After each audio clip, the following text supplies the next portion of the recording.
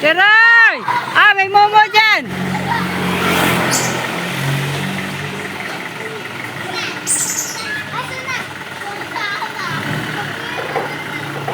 Akin na yan.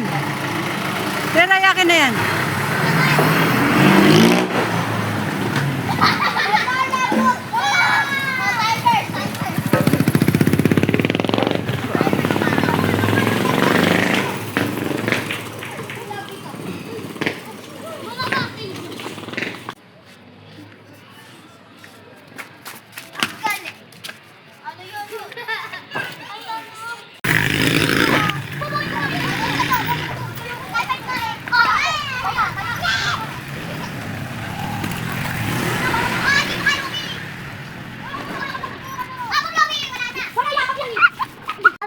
Bye-bye. Bye-bye. Bye-bye. O, kiss muna sa akin. Bye-bye. Kiss muna sa akin, kiss. Uy, kiss eh. Bye-bye. Bye-bye. Bye-bye. Bye. Bye-bye. Iwan tayo. Iwan ka na, iwan. Iwan tayo. Iwan tayo. Iwan ka, iwan. Iwan na. Bye-bye. Bye. Yung susay kunin mo. Yung susi. Matatapon na to. Ayan na sa lapad. Sa sahig. Ay, ayun na. Ayun. Ay, sa sahig. Bye-bye. Bye-bye. Bye-bye. Iwan tayo dyan. Bye-bye. Ay, ano? No. No.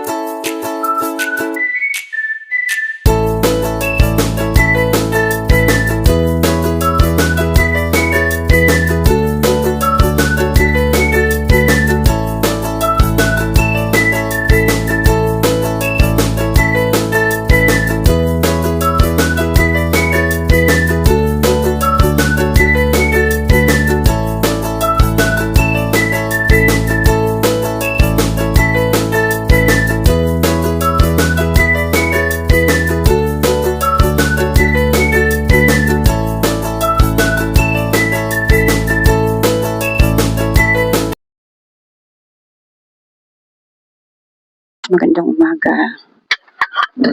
Magluluto ako ng ulam ng alaga ko guys, scrambled egg. Yan ang ulam niya.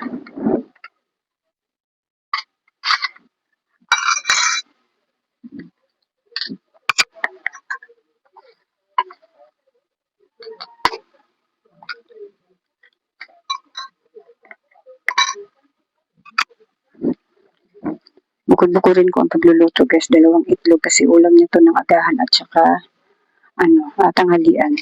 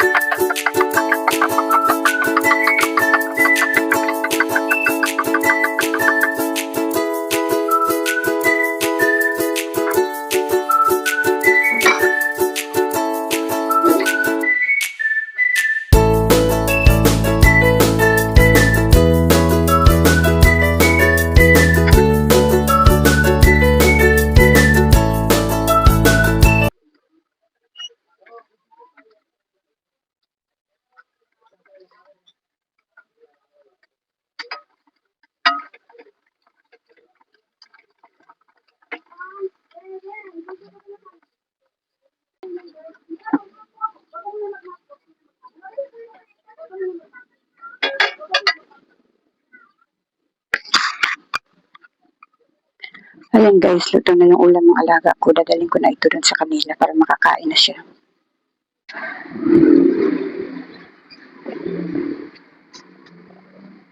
Kain na. Kain ka na tanghali na. Ulam mo yan ng ano? Ulam mo yan ng tanghalian at saka agahan ha. Kain ka na Saba.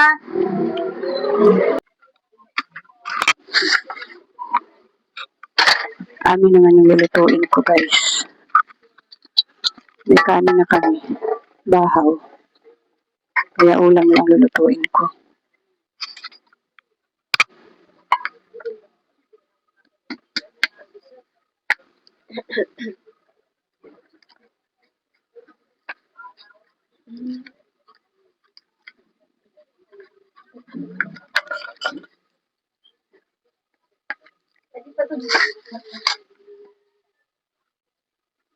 Wait lang. Tanggalan mo lang ng mga gilid-gilid.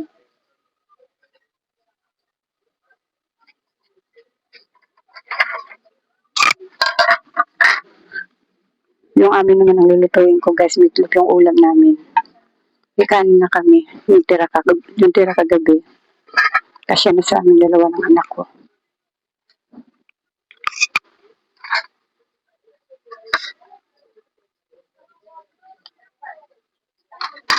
Ganito na lang ako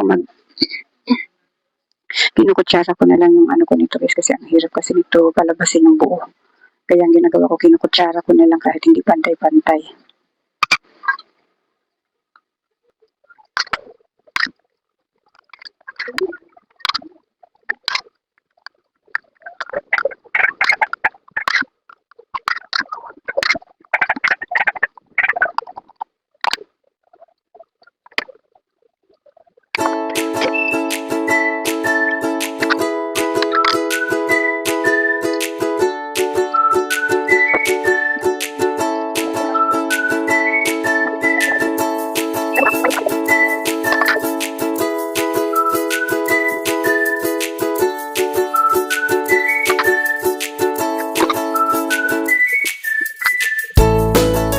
Ayan guys, hindi pantay yung ano niyan, hiwa.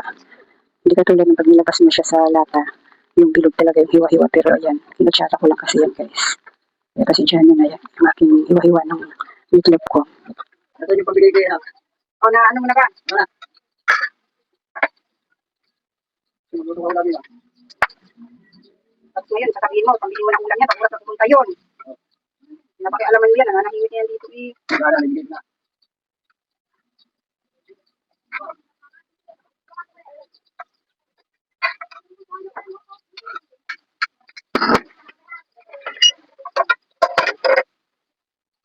Ay, nasin na. Kailan? Sa linggo?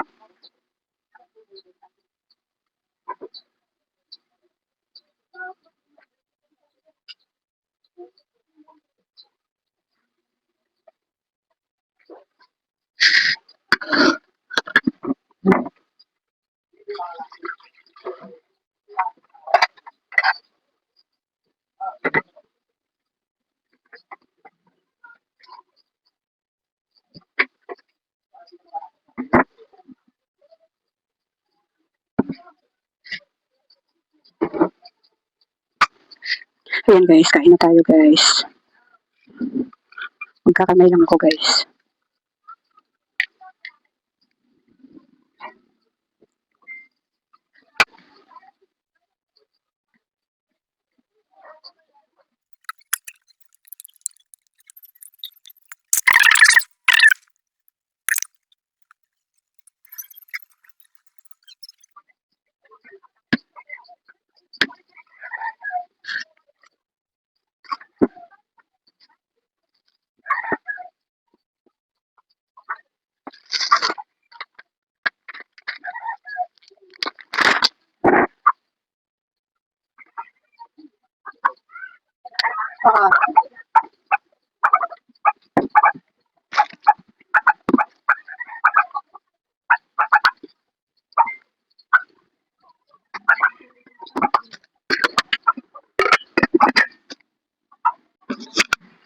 Ayan guys, pagkatapos kong kumain ay maglinis naman tayo ng mga ilalim nitong higaan namin.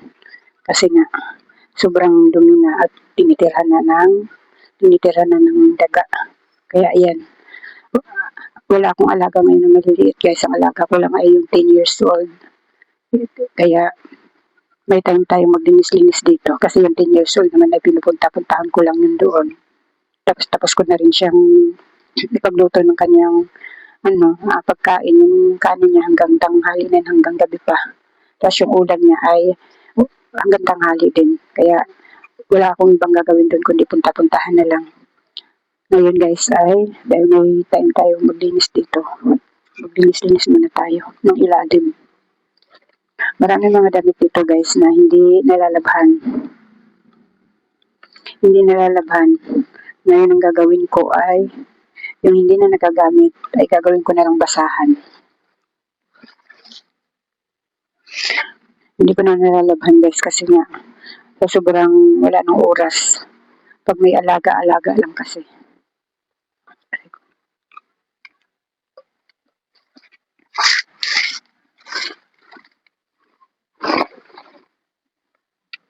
Pero magkakaroon na tayo ng time na maglaba-laba din guys sa mga mga mita. Kasi mawawala na kami ng isang alaga. Kaya magkakaroon na tayo ng time na maglaba-laba, maglinis-linis ng bahay. Kasi yung alaga ng anak ko ay mapapahinga muna sa trabaho. Kaya mawawalan kami ng isang alaga. And guys, sobrang dami ng kalat sa ilalim.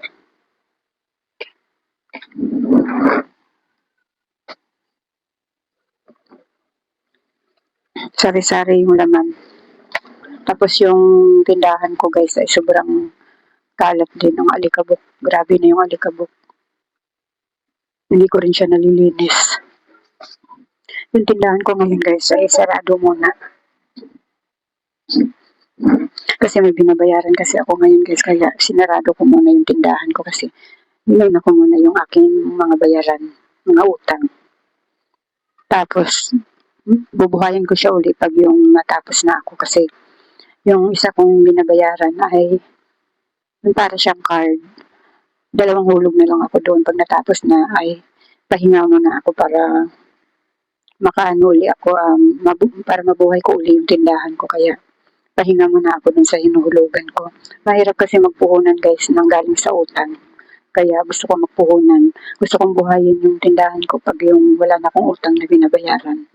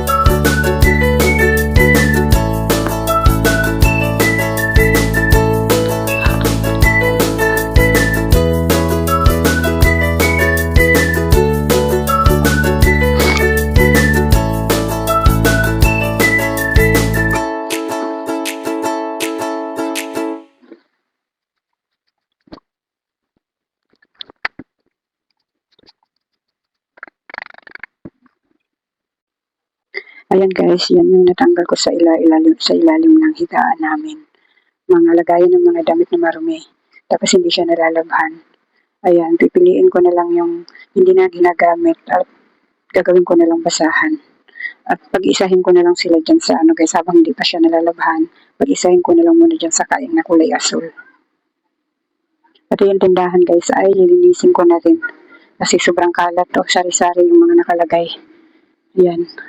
Yung mga school supply ko doon, may mga iba't ibang nakapatong na. Wala na sa anong tawag nito? Hindi na siya mukhang lagayan ng school supply sari-sari ng mga nakalagay. Ayan. Kasi nga wala nga tayong time na maglinis. Kaya ayan, sobrang kalat ng tindahan ko. Ayan, linisin ko na rin yan.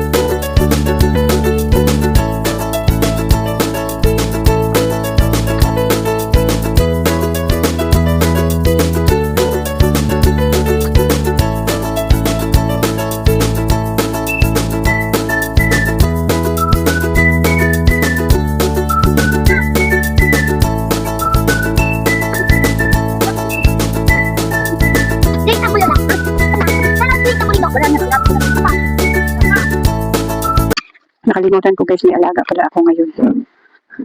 Kasi nga sa ako walang alaga. Nagtutudo linis nga ako, may alaga pala ako, nakalimutan ko. Sorry guys, akala ko wala akong alaga. May alaga pala ako.